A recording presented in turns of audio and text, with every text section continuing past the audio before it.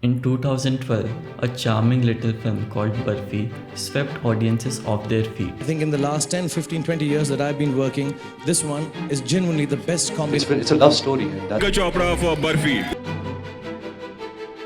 It quickly earned critical acclaim and became India's official entry for the Oscars. और प्रियंका चोपड़ा की film barfi को different production, the way it was presented.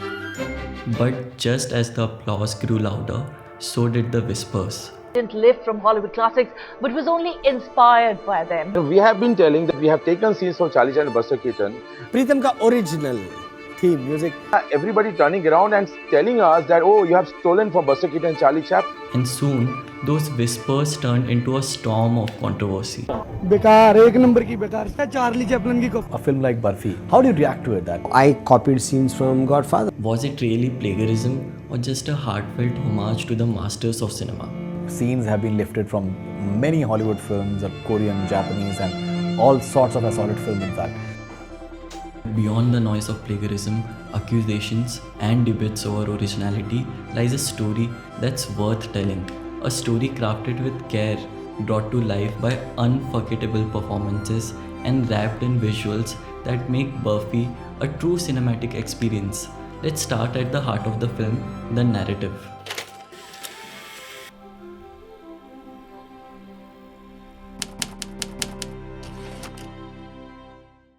Barfi is the story of Murphy Johnson, a deaf mute with a mischievous spirit, living in the idyllic hills of Darjeeling. His life takes a turn when he meets Shruti, a young woman who falls for his innocence but ultimately chooses the stability her mother desires. Barfi, heartbroken, continues his life, finds an unexpected connection with Jhilmil. Their bond blossoms through shared silences and small gestures, defying societal expectations and teaching Barfi the true meaning of unconditional love. Years later, Shruti, now unhappy in her marriage, returns to Barfi's life, reigniting past emotion. But Barfi realizes his heart belongs to Jhilmil, a love built on acceptance and trust. The film closes with an older Shruti visiting Barfi and Jhilmil, who have grown old together. Seeing their bond, Shruti finds peace with her own life choices. Barfi is ultimately a story of love in its purest form. But telling this story wasn't as simple as it seems.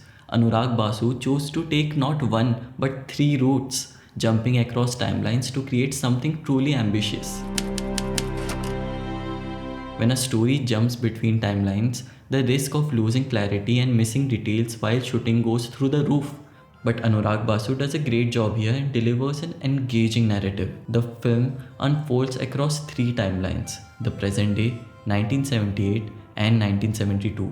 Each timeline serves a specific purpose, revealing different stages of Barfi's life and relationships. 1972 and 1978 timelines mostly run parallel, contrasting Barfi's love stories with Shruti and Jhilmil, while highlighting the unique challenges he faces. While the present timeline acts as a hook and increases curiosity. This structure also builds suspense and maintains control over how much information is revealed to the audience at any given moment. By holding certain details and gradually connecting the dots, Anurag Basu keeps viewers emotionally invested and intrigued.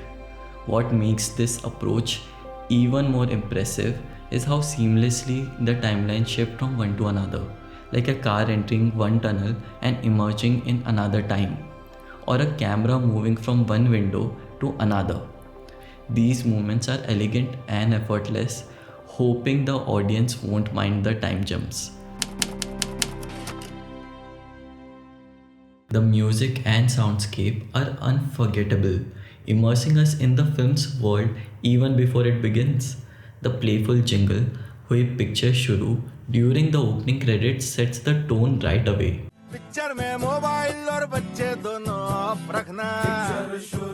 The overall sound design enhances the storytelling, from the moments of silence that mimic Barfi's world to melodies that evoke love, longing, and joy.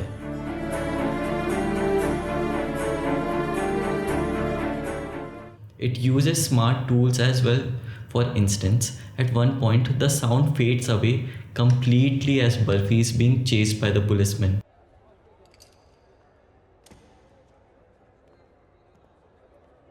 Putting us directly into his silent world. The film does this again and again to remind us what it's like to be in Barfi's position.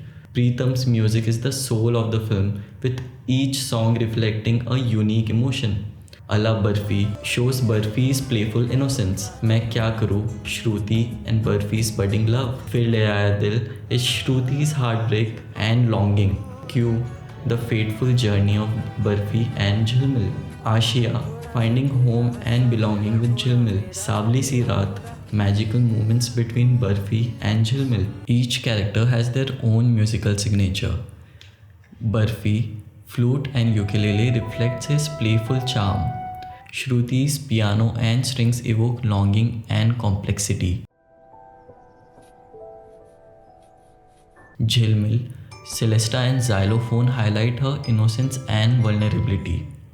Together, the music and soundscape don't just support the film, they elevate it, adding depth and connecting us to the characters on an emotional level.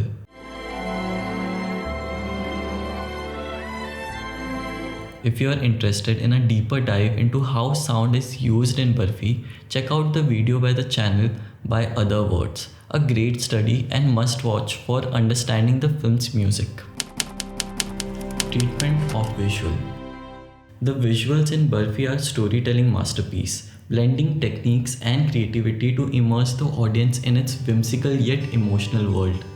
One of the standout choices is the sepia-toned old photo aesthetic used in flashbacks. This gives the older memories a nostalgic album-like feeling, helping us connect with them as distant yet significant moment in time. The film also captures how we saw the world as children, finding beauty in simplest things like reflection and light. Director Anurag Basu uses reflection throughout the film and add layers of meaning and perspective. Shruti first sees Barfi through the reflections of a window, a subtle metaphor for seeing him in a different light. Barfi sees Shruti for the first time through a reflection, highlighting the theme of the perception. Water reflections on the camera lens gives the scene a rainy textured feel.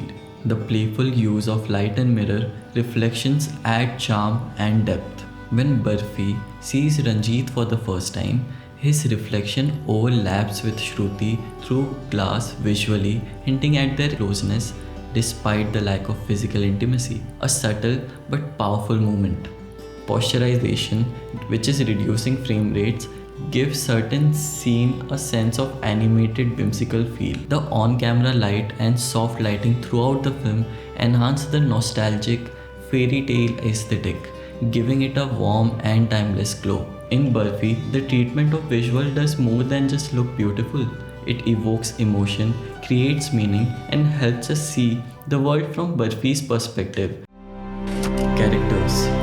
The character of Barfi is unlike anything we have typically seen on screen. Fresh, unique, and full of life.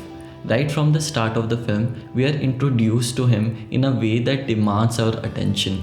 We see Barfi falling on the floor, followed by Shruti's voiceover admitting, "I've caused him a lot of trouble." Moments later, he is being chased by the police and eventually gets caught. By the time the scene ends, how could we not feel empathy for him? He's been framed as someone deserving of immense sympathy. It's so intentional that it made me question, is this level of empathy right or wrong? But then I realized it's entirely justified because Barfi as a character is like that. He faces everything with a smile. He is innocent, he is mute, he is thoughtful, he has a good heart. Barfi doesn't care what society thinks, or quite literally, he doesn't hear it. He is free from the weight of societal judgment and just lives the way he wants. In one scene, Shruti stands embarrassed hearing people laugh at Barfi. But Barfi, who can't hear the laughter or even the music, dances with total freedom. How fun and liberating must that be? He's the kind of person we are told to stop being as we grow up. But the coin has another side. Barfi is not an Adarsh Balak. He gets into trouble, not in a harmful way, but still mischievous. He's also deeply insecure. Through a flashback, we learn he lost his mother at birth, which fuels his fear that everyone will eventually leave him. The character of Chilmil is unforgettable, and let's take a moment to appreciate Priyanka Chopra's phenomenal performance. The role is one of the finest of her career, showcasing her depth as an actor. At a time when many sought glamorous diva roles, she chose to portray Chilmil, a deeply complex, autistic character with sincerity and love for the art of storytelling. She broke stereotype and delivered a performance that will be remembered for the years. Talking about Chilmil's life is heartbreaking. Her parents are so embarrassed by her autism that her own mother once tried to kill her.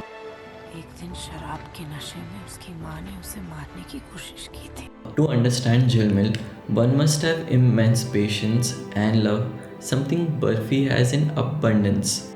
Back then, society often saw autism as a disease, but as the film progresses, it shows us that Chilmil is like everyone else. She wants to have fun at a party, but gets hurt when people laugh at her. She makes mistakes like everyone else.